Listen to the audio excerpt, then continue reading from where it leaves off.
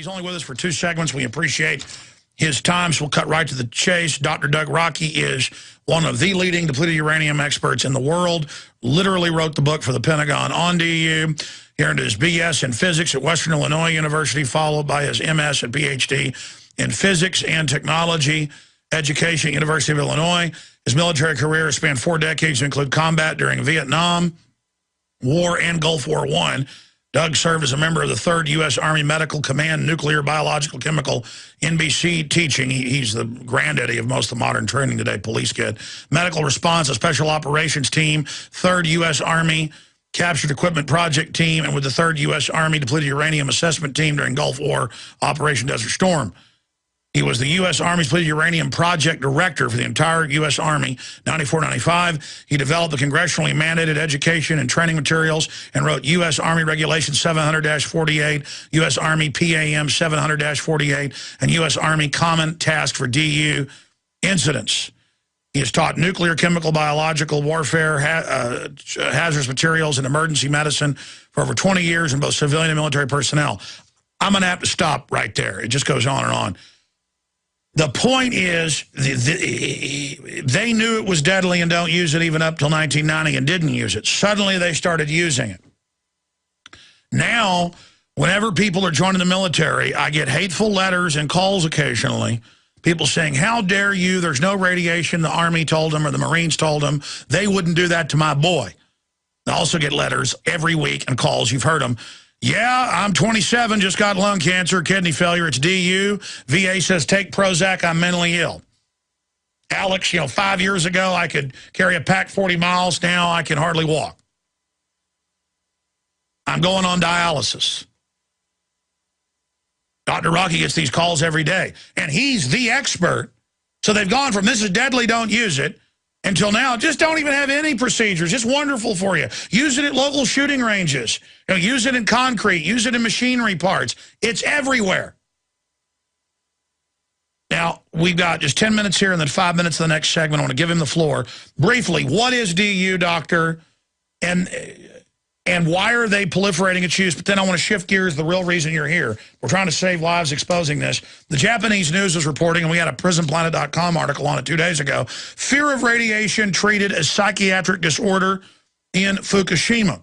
Despite proven track record of official deception, the kids are dropping dead, people are bleeding, they're dying. They admit it's many times worse than Chernobyl, but they're not giving them treatment and saying go on Prozac. So I guess they're taking what they do to our military heroes and now doing it in Japan. This is beyond madness. Dr. Rokke, what do you think of all this? It's total madness. A week ago, last Wednesday, I went to the Department of Veteran Affairs at Danville for my own medical care with the PTSD. Doctors said, knowing full well, exposed to depleted uranium, neurotoxic effects, confirmed hot and all this stuff, and exactly what he wanted to issue was Prozac. And I said, you can't, have you ever looked at my records? You can't issue Prozac when you guys are treating me for massive spinal injuries and fibromyalgia with pain meds. It's crazy. The Department of Veteran Affairs came out with a brand new report on Gulf War illness. This is so new that I don't think the ink is dry. And in the segment here on depleted uranium, and I have to read this to you quote for quote because it's incredible. Quote, the purpose of depleted uranium surveillance program is to determine DU-related health effects and expose soldiers and study the medical and surgical management fragments. 3,192 urine samples have been screened for DU, with 4 veterans found to be positive screen. The 79 veterans with documented DU exposure have been followed every 2 years since 1993.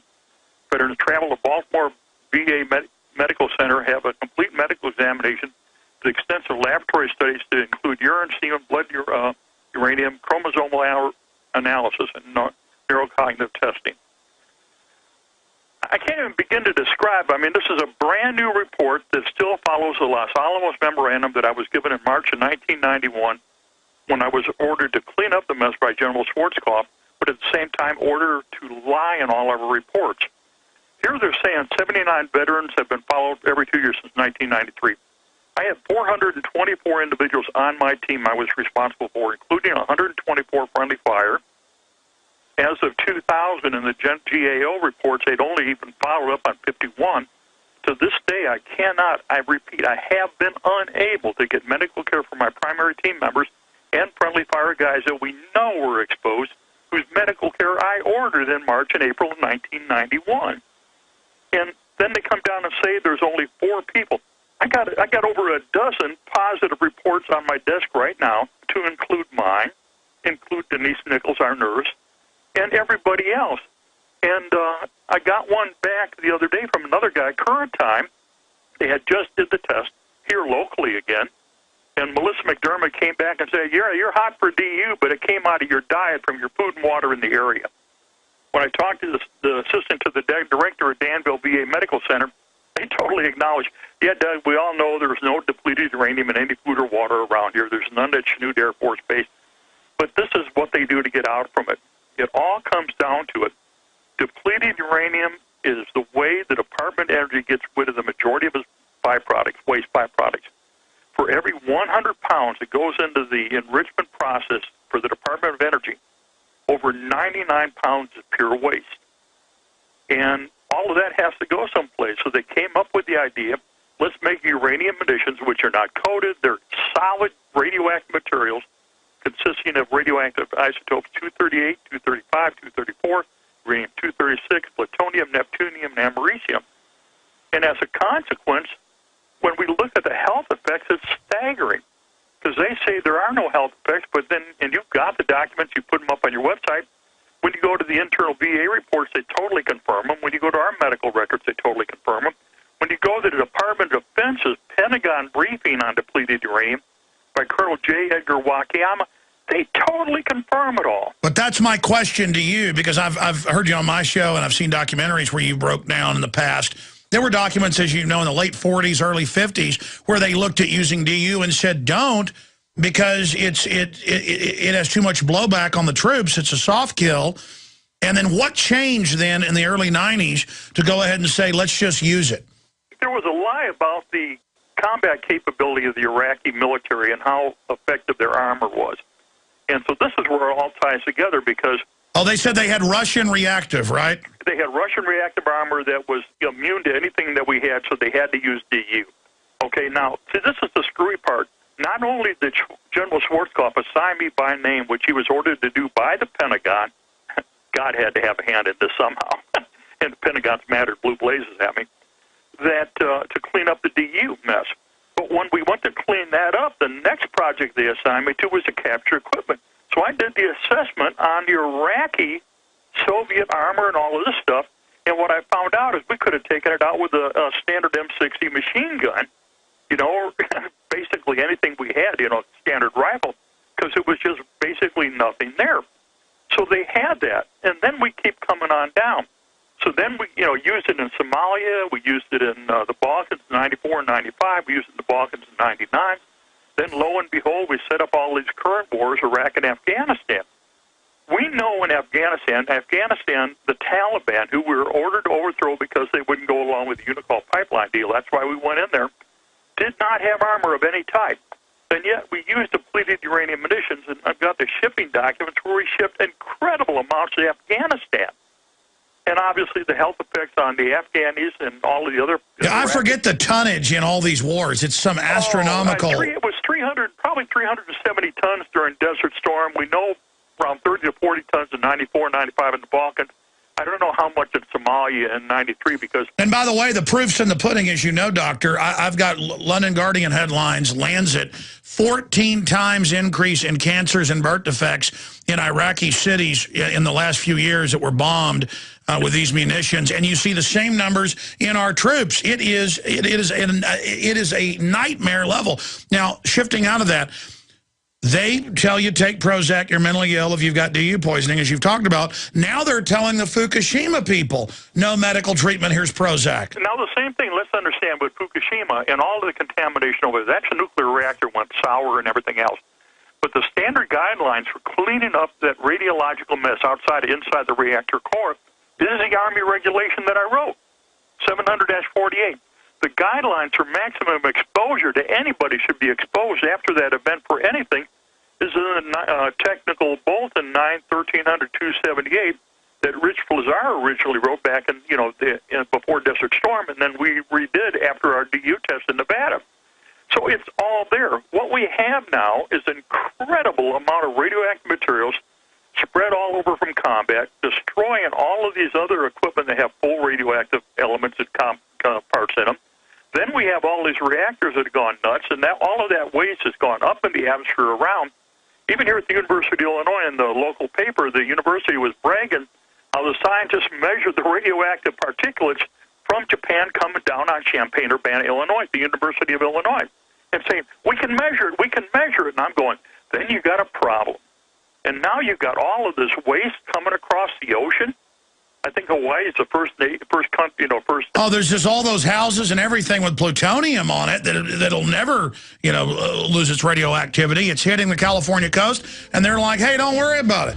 Yeah, and then, we brought all the contamination from Camp Doha back to Idaho, kiss off the potato Idaho crop, because we got all the decontamination that we were ordered to clean up, that I helped write the plan for, that the Kuwaitis said, take it out of our country, take it out of our country. So they put it in Boise, Idaho. Congratulations, Idaho. Stay there. I want to find out about this rebranding of radiation is good for you. The main reason I got you on is because this is hiding in plain view, as you know. It's an ongoing holocaust of our military and others. It's proliferating into every facet of life. The FDA and EPA are raising the levels of what they say is safe radiation, in some cases 100,000 times with one isotope. It's a new attitude. I mean, we all saw pundits come out and say radiation's good for you. Ann Coulter. People ought to be thankful at Fukushima. And now they're throwing them in mental wards when they come in with blood coming out of their gums and stuff. Why is the elite? What has changed in the global power structure to where in '86 they admitted Chernobyl was bad? This is bigger than that. They say it's no big deal. They wouldn't let you use DU until 1990. Now they're proliferating it everywhere. I mean, what is the mindset of these people? Why is this happening? Well, power control and money and everything else, and just absolute complete arrogance. I mean, it's like the same thing what happened in the 60s, the Better Living Through Chemistry, the American Chemical Society. And now we got incredible things, and I mean, there's the discussions on all the radio TV and everything this last week, is how all these children are coming up with all these incredible brain and neurological diseases and everything else. It's all the chemical exposures. We've gone to war. We've destroyed the infrastructure. We lose all these chemical, biological, radiological materials in our everyday life. We use them in warfare. We blow it up. We contaminate everything. Well, the only way they can avoid liability is say, hey, it's all good for you, and you got to believe us because we're your daddy, and we know what's best for you. And in the meantime, people are sick and dying. You guys, you've been incredible, Alex. I've got another one, too. There's a new documentary out, and again, this is from one of your guys, on the other side. Gary Knoll has put out a brand new documentary called American Veterans Discarded and Forgotten. Incredible. This is brand new, updated, and everything going on. I need to get him on about that. Oh, it's really, really good. I just reviewed it and helped put out the letter for sending it out this week. But we're seeing the same thing over and over again. We did a documentary that just came out a few months ago from France, from the French. They looked at Fallujah. They compared the health effects of the Iraqis and compared the health effects with all of our soldiers kit at Fort Bragg, North Carolina. They're all got the same thing. They're all dying from the same thing. The vets are all I can't tell you how many soldiers I know, special forces, you name it, who are 30 years old, 35, and whose lives are just shot. I mean, you don't like to talk about yourself, but I mean, you've how many surgeries is it? Over 30, right? I gave up counting. I gave up counting on the kidney surgeries while I was director of the DU project, and they're going, Doug, how do you do this research? How do you put it all together? You ought to be dead and so sick. You're in and out of the hospital. You're either in the field blowing stuff up and clean it up or trying to figure out how to clean it up, or you're getting the hospital and surgery. It's nuts, but, what's bad is I was ordered to get this taken care of. I briefed General Shinseki, in written briefings. He issued the order mandating thorough medical care and training and viral remediation while he was commanding as a general. He signed the Army regulations as the commanding general for the Chief of Staff of the Army. Now he's Secretary of the VA, and he acts as if there's no problem. I don't know about this. Well, how can you not be the Secretary and not know there's a problem and not ensure medical care when, as the Army General, you were the guy that ordered it? The same thing with General Peake. Before him, the previous Secretary, he had also ordered all the medical care based on my input. And he also became Secretary of the VA. And yet there's nobody sick, there's no problems. We got 750,000 of OIF, OEF, OND veterans already in VA medical care. 15% of the active duty force in the Army is non-deployable because they're medically disaster. And you've got a 1 million backlog of military veterans seeking medical care from the VA at the time. And yet all you hear is broke, we can't do it, we don't know how to do it. They know what to do. They have no intention of doing it, because how do you tell the American public we went to war for no reason, and we've got millions of U.S. military casualties, and because of what we did, we have millions of non-combatant casualties, children that suffer because of our illegal actions.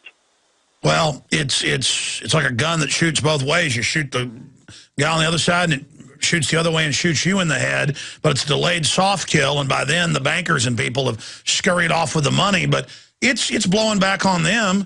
I mean, the elites aren't getting out of this. These really are arrogant, crazy people like Corzine making 40-to-1 bets. We find out world leaders aren't taking the vaccines. World leaders are not eating GMO.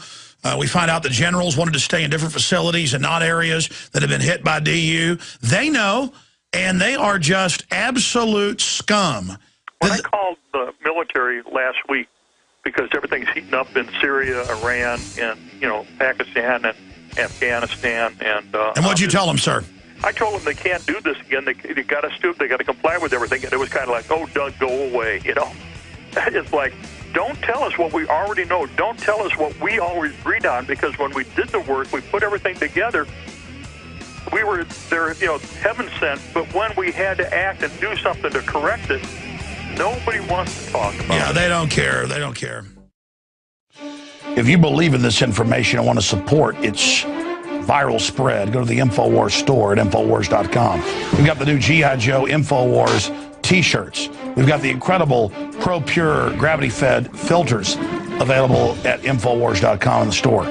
We've got a new DVD, Scientists Under Attack, the Don't Tread on Me flag. We've got all sorts of different bumper stickers to help spread the rebellion virally. It's all there. Wristbands, citizen rule books in every order. Order online at Infowars.com today. The water filters, the canteens. It's all there. Infowars.com. A member of the 3rd U.S. Army Medical Command Nuclear, Biological, Chemical, NBC teaching. He's the granddaddy of most of the modern training today, police kid. Medical response, a special operations team, 3rd U.S. Army Captured Equipment Project Team, and with the 3rd U.S. Army Depleted Uranium Assessment Team during Gulf War Operation Desert Storm. He was the U.S. Army's Depleted Uranium